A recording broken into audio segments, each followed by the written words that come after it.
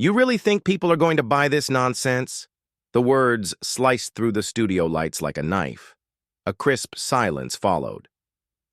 On live television, under the glare of spotlights, Marcus Reed sat perfectly still.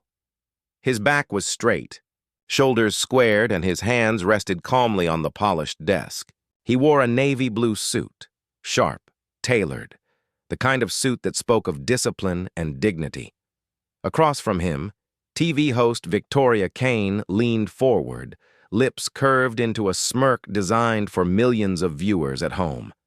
Her tone dripped with condescension. "This product of yours," she said, tapping the glossy cue card with her pen, "isn't it just another gimmick? Another fad? Why should America take you seriously?" The studio audience chuckled lightly, following her cue.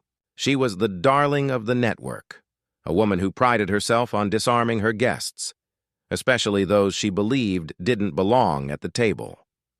And right now, in her eyes, Marcus didn't. But Marcus didn't flinch. His navy blue suit seemed to absorb the tension in the air, grounding him. He leaned slightly forward, meeting her stare with a calm intensity. "Ms. Kane," Marcus said, evenly, "this nonsense just created 50 full-time jobs in the last 3 months alone. Jobs that went to people your network never even talks about." A hush rolled over the crowd.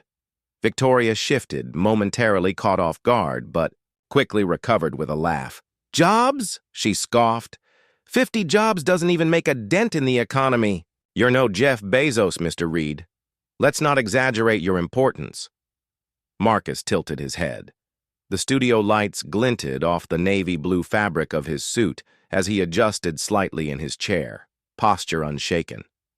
"I'm not Jeff Bezos," he said, voice steady, "and I don't need to be. I'm Marcus Reed, and while others build empires on the backs of underpaid workers, I'm building futures in communities people like you have ignored for decades." This time, the audience didn't laugh. They leaned in. Even the cameras seemed to tighten their focus. Victoria blinked, her smirk flickering for just a second. She pressed harder. "You talk a big game, but your product, it's just an app. A simple piece of software. Why should we believe it's anything more than hype? You've raised a little money, sure, but how long before it collapses like all the others?" Marcus's jaw set. He clasped his hands on the desk, the crisp navy sleeves of his suit framing his deliberate movement. "Before it collapses," he repeated softly. Then he leaned forward, lowering his voice so that it carried a quiet power. "Ms. Kane, you might want to do your homework before you try to tear someone down on live television." The audience murmured. A flicker of unease darted across Victoria's face. Marcus straightened his suit jacket, navy blue, immaculate, and dropped the revelation. "Because the largest advertiser on your network," he said, pausing for effect, "just invested $20 million into my company." The air in the studio cracked. Gasps rippled through the crowd. Someone in the back whistled low. Cameras zoomed in to capture Victoria's reaction. Her smile faltered, hands tightening on the cue cards. For the first time, she had nothing to say. Marcus, calm in his navy suit, sat back in his chair, letting the silence speak for him. The battle lines had shifted, and America was watching. The next few moments felt like an eternity. The studio, normally buzzing with controlled energy, held a sharp, breathless stillness. Victoria Kane shuffled her cards, searching for a lifeline. She wasn't used to being caught off guard. Her career thrived on control, on dominating conversations, cornering guests, making herself the smartest person in the room. But Marcus Reed, in his navy blue suit and unshakable composure, had dismantled her narrative with a single fact. She cleared her throat.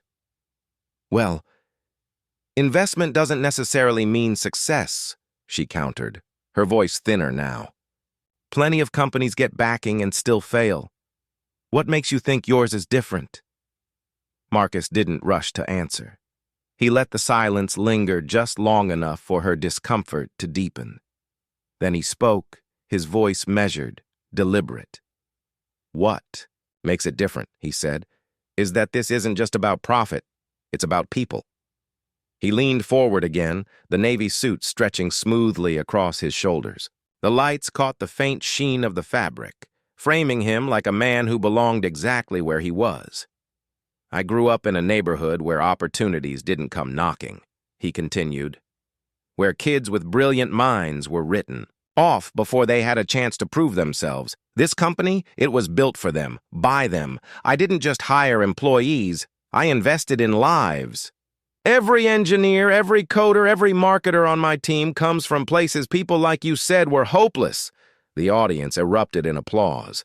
Not polite network audience applause, but genuine, rolling, unstoppable clapping that filled the studio. Victoria's lips tightened. She tried to speak over the noise, but her words were drowned out. When the applause settled, Marcus went on, his tone rising with quiet conviction. "You want to call my work a gimmick?" he asked. "Tell that to the single mother who can now put food on the table because of the job I gave her. Tell that to the kid who thought he'd never make it past high school but is now writing code that powers apps used nationwide. Tell that," he paused, gaze locking with Victoria's, "to the network executives who are betting their dollars on my so-called nonsense." The crowd roared again. Victoria forced a smile, but her hands betrayed her, gripping the pen too tightly, knuckles pale. "Passion is admirable," she said stiffly, "but passion doesn't guarantee results." Marcus allowed himself the faintest smile. "Neither does cynicism," he replied. The audience laughed, this time with him, not her. For years, Victoria Kane had been the voice of skepticism, the gatekeeper who decided which stories mattered and which didn't. But tonight she was losing control of her own stage, and Marcus, in his navy blue suit, wasn't just defending himself. He was rewriting the story. By the time the segment reached its final minutes, the energy in the studio had transformed. Victoria Kane still held the microphone, but the narrative had slipped from her hands. Every attempt to regain control, every jab, every dismissive question was turned back on her with precision and grace. Marcus Reed sat steady in his navy blue suit, never raising his voice, never breaking composure. Yet his words carried more weight than any insult she hurled. At one point, she sneered, "Do you really think you can change the world with an app?" Marcus's reply silenced even the cameras. "No," he said, pausing just long enough for every eye to lock on him. "Not with an app, but with people, with belief, with opportunity. Technology is just the tool. People are the change." The room thundered with applause. Some in the audience even stood, clapping as if they'd just witnessed history. Victoria's smile was brittle now, her voice tight as she wrapped up the segment. "Well, Mr. Reed," she said, "we'll see if your confidence pays off." Marcus adjusted the cuff of his navy sleeve, calm as ever. "It already has," he replied simply. The credits rolled. The cameras cut, but the story didn't end there. Clips of the exchange flooded social media within minutes. Marcus Reed destroys host trended across platforms. The image of him, poised in his navy blue suit, calmly dismantling her dismissive questions, spread like wildfire. Commentators replayed the moment he revealed the massive investment.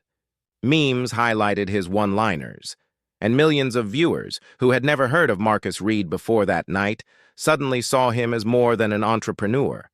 They saw him as a symbol of dignity, resilience, and unshakable truth. Victoria Kane's reputation, meanwhile, took a hit. Critics accused her of arrogance, of underestimating a man who had earned his seat at the table. But Marcus didn't gloat. When reporters asked him the next day how it felt to destroy the host, he simply said, "I wasn't there to destroy anyone. I was there to tell the truth. Sometimes the truth destroys lies all on its own." America had heard that truth, and they weren't about to forget it.